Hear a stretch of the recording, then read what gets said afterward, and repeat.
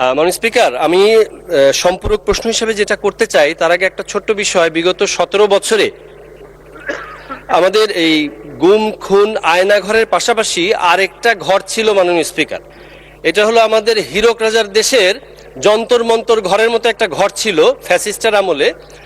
যেরকম হীরক রাজার দেশের সময় ছিল যারা কৃষক বা যারা আপনার খুব হতদরিদ্র, তারা খাজনা দিতে পারছে না, ফসল নষ্ট হয়ে গেছে, তখন তারা যখন প্রতিবাদের জন্য হীরক রাজার কাছে আসতেন তখন তাদেরকে একটা যন্তর মন্তর ঘরে ঢুকিয়ে দেওয়া হতো মাননীয় স্পিকার। এরপরে বের হওয়ার পরে যে মন্ত্রটা শেখানো হতো সেই মন্ত্রই তারা বলতো এবং সেটাই মাথা পেতে নিত। তখন মন্ত্রটা শেখানো হতো, বাকি রাখা খাজনা মোটে ভালো কাজ না, ভরপেট নাও খাই রাজ কর দেয়া চাই, যায় যদি যাক প্রাণ হীরকের রাজা ভগবান। তেমনি ভাবে মাননীয় স্পিকার, আমার এলাকা সহ বিভিন্ন এলাকা আমি প্রমাণ সহ দিতে পারবো, এমনও হয়েছে যে আপনার 2009 সাল পর্যন্ত তাকে মুক্তিযোদ্ধা হিসাবে কেউ চিনত না, রাজাকার হিসাবেও চিনত না। কিন্তু 2008 সালের পরবর্তীতে দেখা গেছে যে তাকে রাজাকার বানানোর চেষ্টা করা হয়েছে।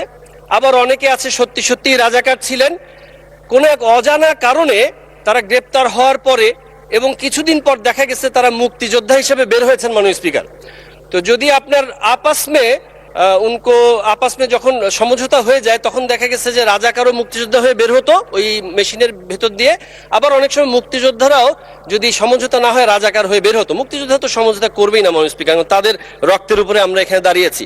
তো মাননীয় স্পিকার, আমি আপনার মাধ্যমে মাননীয় মন্ত্রী মহোদয়কে আমি প্রশ্ন করতে চাই, এই যে 17 বছরের ফ্যাসিস্টের আমলে এই যন্তর মন্তর ঘরের মাধ্যমে যে সমস্ত রাজাকাররা মুক্তিযোদ্ধা হয়েছেন এবং যে সমস্ত মুক্তিযোদ্ধারা রাজাকার হয়েছেন তাদের ব্যাপারে কোনো তৎপর নেওয়া হবে কিনা, ব্যবস্থা গ্রহণ করা হবে কিনা? ধন্যবাদ মাননীয় স্পিকার।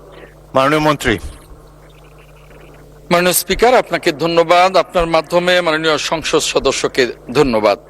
মাননীয় স্পিকার, এই অমুক্তিযোদ্ধা যারা বিভিন্ন ভাবে তারা মুক্তিযুদ্ধের তালিকাভুক্ত হয়েছেন এ বিষয়ে মাননীয় সংসদ সদস্য বলেছেন।